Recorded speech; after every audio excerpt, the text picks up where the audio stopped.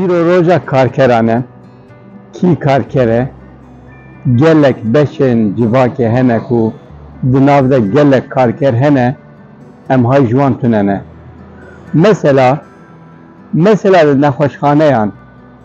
nexweşxaneyan, hademe hene, paqijiyê dikin, gelek zehmetiyê dibînin, gelekî kar dikin, bi saetan 10-12 saetan kar dikin, lê em kî yan jî çend kes qîmetê wan dizanin.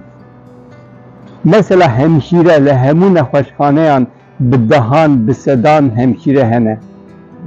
Ew bi rojan, bi saetan, bi şev, nîvê şevê li me mêze dikin, li nexweşan mêze dikin. Kî hay ji wan heye, kî çi qas qîmetê dide wan, ew çi qas maaşekî baş distînin gelekê wan. Doktor, asistanên doktoran lema em li wan digerin, em rica dikin ku civanekî ji doktor ji me re peyda bikin. Çi qas mihîm e ne? Wekî van bi sedan. Baş e li nexweşxaneyekî çend kes dixebitin? 10, 20, 100, 1000. Mînak li Stenbolê nexweşxane taybet a Gazî Osman Paşa heye. Bi salan min ji wan nan xwar, min bo wan kar kir, min ji wan nan xwar. 4000 kesî têde dixebitiyan. Hemû personel. Çi qas mihîm e ne? 1000 kesî ji wir nan dixwar û wan 1000 kesî ket dida însana ji xedemeyên wan, heta hemşîre, heta asîstan, heta doktor, heta rêveber û heta asta herî jor.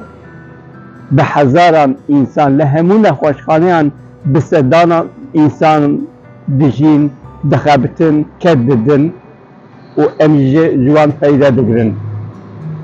Çima em îro xala wan dikin? Ji ber ku îro roja karkerên dinyayê ye.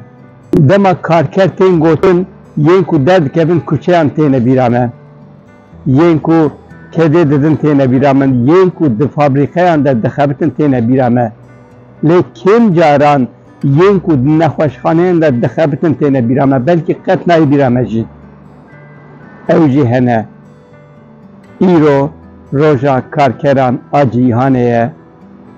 Di serî de evên ku me xal kirin, yên ku di nexweşxaneyên de dixebitin, bila ev roj ji bo wan û ji bo hemû karkerên cîhanê pîroz be.